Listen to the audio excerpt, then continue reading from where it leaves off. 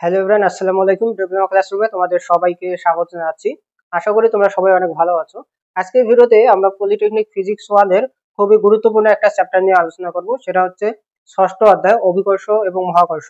তো তোমাদের এই চ্যাপ্টারটা কিন্তু পরীক্ষার জন্য খুবই ইম্পর্টেন্ট, কারণ এই অধ্যায় থেকে কিন্তু তোমার রচনামূলক প্রশ্নও আসে, আবার সংক্ষিপ্ত প্রশ্নও কিন্তু আসে, ঠিক আছে? সো এই অধ্যায় থেকে কিন্তু তোমরা 10 মার্কের বেশি কিন্তু কমন পাইতে পারো। সেই অধ্যায়টা তোমাদের জন্য খুবই ইম্পর্টেন্ট। সুতরাং আমরা এই অধ্যায়টাকে কয়েকটা ভাগে ভাগ করব, আমরা কয়েকটা পার্টে কিন্তু পুরো অধ্যায়টা কভার করব, ঠিক আছে? তো আজকের ভিডিওতে আমরা মূলত মহাকর্ষীয় বলের নিউটনের যে সূত্র আছে সেই সূত্রটা ব্যাখ্যা করব। এছাড়া তোমার খ নাম্বার প্রশ্নে বা খ বিভাগে যে প্রশ্ন আসে সেই সম্পর্কে আমরা একটু ধারণা দেব, বা কোন প্রশ্নগুলো আসে সেটা আমরা একটু সলভ করব, ঠিক আছে? তো শুরুতে আমরা মহাকর্ষীয় যে সূত্রটা আছে সেটা থেকে শুরু করি। তো নিউটন মহাকর্ষীয় সূত্রে যেটা বলছিলেন সেটা হচ্ছে মহাবিশ্বের তার মহাকর্ষীয় সূত্র বলেছিল যে পৃথিবী মহাবিশ্বের যে কোনো দুটো বস্তু পরস্পরকে কিন্তু তাদের কেন্দ্রের দিকে আকর্ষণ করে, এবং এই আকর্ষণ বলের মানটা এদের ভরের গুণফলের সমানুপাতিক, এবং এদের মধ্যবর্তী যে দূরত্ব আছে এই দূরত্বের বর্গের ব্যস্তানুপাতিক। তো তিনি কি বলছেন দেখো, যে মহাকর্ষীয় যে সূত্রটা আছে, তাহলে নিউটনের নিউটনের নিউটনের মহাকর্ষীয় সূত্র। তো নিউটনের মহাকর্ষীয় সূত্রে তিনি কি বলছেন দেখো, যে মহাবিশ্বের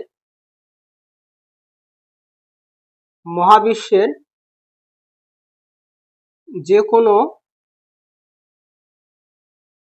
দুটি বস্তু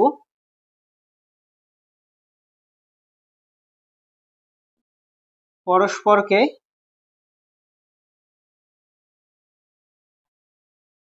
আকর্ষণ করে।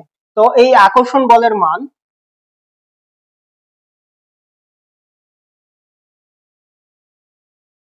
তো এই আকর্ষণ বলের মান দুইটা জিনিসের উপর নির্ভর করে। আকর্ষণ বলের মান এদের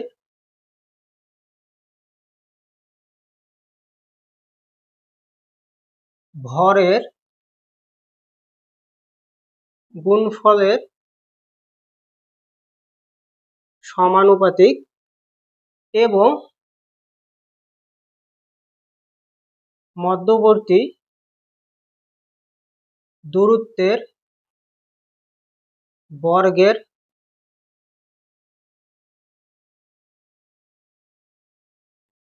ব্যস্তানুপাতিক। তাহলে নিউটনের মহাকর্ষীয় সূত্রে তিনি যেটা বলছেন সেটা হচ্ছে মহাবিশ্বের যে কোনো দুটো বস্তু পরস্পরকে আকর্ষণ করে, এই আকর্ষণ বলের মান এদের ভরের গুণফলের সমানুপাতিক এবং মধ্যবর্তী দূরত্বের বর্গের ব্যস্তানুপাতিক। তো সেটা কি রকম দেখো, আমরা মনে করি যে দুইটা বস্তু, তাহলে মনে করি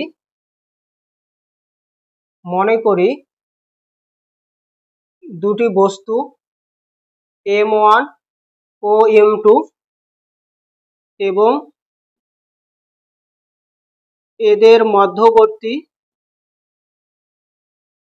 দূরত্ব d হলে, অর্থাৎ যে কোনো আমরা দুইটা বস্তু ধরবো, একটা ধরো যে m1 বস্তু আর একটা ধরো যে m2 বস্তু, ঠিক আছে? তো এদের মধ্যবর্তী একটা দূরত্ব আছে কিনা বলো, এবং এদের মধ্যবর্তী দূরত্বটা ধরা লাগবে বস্তুর কেন্দ্র থেকে, ঠিক আছে? বস্তুর কেন্দ্র থেকে, অর্থাৎ এখান থেকে এই পর্যন্ত, তাহলে এদের মধ্যবর্তী কি একটা দূরত্ব আছে না? তো এদের মধ্যবর্তী দূরত্বটা ধরলাম হচ্ছে d পরিমাণ। তো এই মহাকর্ষ সূত্র অনুসারে কি এই দুইটা বস্তু কিন্তু পরস্পরকে একটা বল দ্বারা আকর্ষণ করবে। তো এই আকর্ষণ বলটা যদি F হয়, তাহলে এই আকর্ষণ বলটা যদি F হয়, তাহলে বলছে যে এই F এর মানটা বা এই বলের মানটা কার উপর নির্ভর করে? এদের মধ্যবর্তী ভরের উপর নির্ভর করে, আবার এদের ভরের গুণফলের উপর নির্ভর করে, আবার এদের মধ্যবর্তী যে দূরত্ব আছে তার উপর কিন্তু নির্ভর করে, ঠিক আছে? তো আমরা প্রথমে দেখি যে এদের ভরের গুণফলের সমানুপাতিক। তাহলে কি হবে? F সমানুপাতিক কি হবে? m1 ইন্টু হচ্ছে m2। তাহলে এটা আমরা 1 নম্বর সমীকরণ দিতে পারি।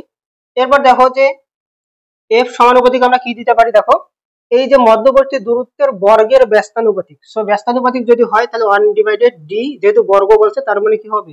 d স্কয়ার হবে। সো এটাকে আমরা দিলাম হচ্ছে 2 নম্বর সমীকরণ। তো 1 ও 2 নং সমীকরণ সমন্বয় করে পাই, তাহলে 1 ও 2 নং হতে আমরা কি লিখতে পারি? F সমানুপাতিক আমরা m1 m2 ডিভাইডেড আমরা কি লিখতে পারি? d স্কয়ার লিখতে পারি। এখন আমাদের সমানুপাতিকটাকে তো উঠাই দিতে হবে, তাই না? সো আমরা যদি সমানুপাতিকটাকে উঠাই দিই, তাহলে এখানে একটা ধ্রুবক বসবে। তো এই ধ্রুবকটা হচ্ছে জি, তারপর হচ্ছে m1 m2 ডিভাইডেড হচ্ছে ডি স্কোয়ার। তো এখানে জি যেটা, এটা কিন্তু মহাকর্ষীয় ধ্রুবক, ঠিক আছে। তো এই জিটা কি, জিটা হচ্ছে মহাকর্ষীয় ধ্রুবক। সো আমরা নিউটনের যে মহাকর্ষীয় সূত্র আছে এই সূত্র থেকে কিন্তু আমরা এই রাশিমালাটা পাই বা এই সমীকরণটা পাই, ঠিক আছে।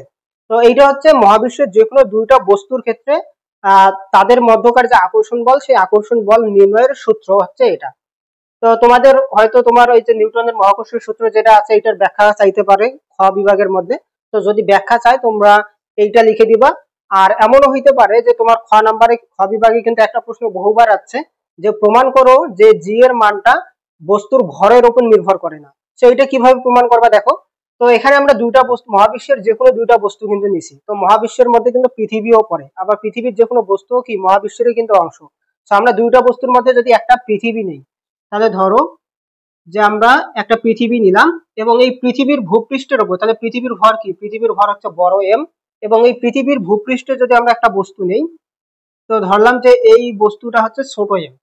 তো এই পৃথিবীর ভূপৃষ্ঠের উপর কোনো একটা বস্তু এবং পৃথিবী নিজে একটা বস্তু, এই দুইটার মধ্যকার যদি আমরা আকর্ষণ বল বের করি, তাহলে দেখো যে এদের দূরত্ব কি, কেন্দ্র থেকে এদের দূরত্ব এটা না।